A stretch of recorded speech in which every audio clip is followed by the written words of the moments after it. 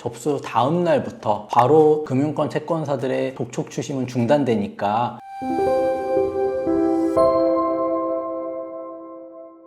오늘은 개인회생 진행을 고민하시는 분들 중에 많은 분들께서 가장 두려워하시는 게 독촉 추심이잖아요. 그래서 이 독촉 추심을 안 받고 개인회생을 진행할 수 있는지, 그리고 독촉 추심 연체가 임박한 상황이라면 독촉 추심을 최소한만 받을 수 있게 하려면 뭐 이런 방법도 있다라는 거를 두 가지 측면에서 한번 좀 말씀을 드려보려고 합니다. 첫 번째로 사실 제일 좋은 방법은 연체되기 전 상황에 개인회생을 신청해서 접수하는 겁니다. 그러면 연체가 되지 않은 상황이기 때문에 채권사 들로서는 채무자에게 독촉 추심을 당연히 할 수가 없는 상황이겠죠. 사건을 접수해서 빠르면 뭐 한 3일 정도면은 금지명령이 나오기 때문에 금지명령까지 나오면 더 이상 채권자들로서는 채무자에게 독촉 추심을 할 수 있는 방법 자체가 없어지는 거겠죠. 오랜 기간 돌려막기를 해오셨거나 이런 분들 같은 경우는 사실 내가 이 상황에서 앞으로 계속적으로 이 채무를 연체를 안 시킬 거다, 아니면 언제쯤이면 연체가 될 거다라는 거는 사실 많은 분들이면 예측이 가능하거든요. 그러면 적어도 개인회생이 접수하기까지는 뭐 보통 최소 2주 정도의 시간이 걸린다 라고 했을 때, 이번 달에 만약에 돌려막기를 해서 연체가 더 이상 생기지 않았다 라고 하면은 적어도 다음 달 변제할 때까지 한 2, 3주 기간을 여유있게 남겨놓으시고 개인회생을 진행을 의뢰해서 한 2, 3주 정도 내로 사건이 접수되게끔 하는 게 사실 제일 좋은 방법일 수는 있습니다. 그런데 나는 연체가 되어버렸다 라고 하면은 또 어떤 방법을 생각할 수 있겠냐. 이미 개인회생은 사건이 접수되기까지도 시간이 뭐 최소한 2주 정도 걸린다라고 했을 때 바로 개인회생을 지금 진행한다라고 해도 연체가 이미 시작된 상황이기 때문에 독촉 추심은 계속 받을 수밖에 없는 상황입니다. 그럼 여기서 이제 우리가 고려해 볼 수 있는 상황은 신용회복위원회의 연체 전 채무조정 절차를 한번 생각해 볼 수 있습니다. 우리가 흔히 알고 있는 워크아웃이라는 채무조정 절차는 보통 연체가 3개월 이상 넘어가야 접수할 수 있는 요건이 됩니다. 그리고 프리 워크아웃 같은 경우도 연체가 보통 한 달 이상 넘어가야 접수할 수 있는 조건이 되는데, 프리 워크아웃이나 워크아웃 말고 또 하나 생각해 볼 수 있는 신용회복위원회의 제도는 연체 전 채무조정이라고도 하고 아니면 신속 채무조정이라고도 하는 프로그램이 있는데, 이 프로그램들 같은 경우에는 연체를 기본 요건으로 하지 않고 말 그대로 연체 전에도 채무조정을 신청할 수 있습니다. 연체가 임박하신 분들이라거나 아니면 연체가 며칠 안 되신 분들인데 독촉 추심 때문에 너무 힘들다, 뭐 이런 분들 같은 경우에는 신용회복위원회의 연체 전 채무조정 아니면 신속 채무조정 절차를 신청하시면 보통은 접수비 5만 원에 접수 다음 날부터 바로 금융권 채권사들의 독촉 추심은 중단되니까 이 절차를 이용하면서 개인회생으로 전환하는 것은 얼마든지 가능하기 때문에 그런 방법도 있으니 한번 고려해 보시는 것도 좋은 방법이 될 수 있을 것 같다라는 말씀을 드리고요. 만약에 이미 사무실에 뭐 개인회생 절차를 맡기신 분들이다 라고 하면은 채권사들로부터 이제 독촉 추심 연락을 받으실 수도 있을 텐데, 그때는 이미 내가 어떤 사무실에 개인회생을 진행하려고 맡겼으니 그 사무실로 연락을 해달라, 이제 뭐 이런 정도로 대응하시고, 사건 번호가 나왔다면 사건 번호를 채권자들한테 알려주시면 더 이상의 독촉 추심은 중단될 가능성이 높기 때문에 뭐 이런 방법으로 대응하는 것도 하나의 괜찮은 방법일 수 있다 라고 알아두시면 될 것 같습니다.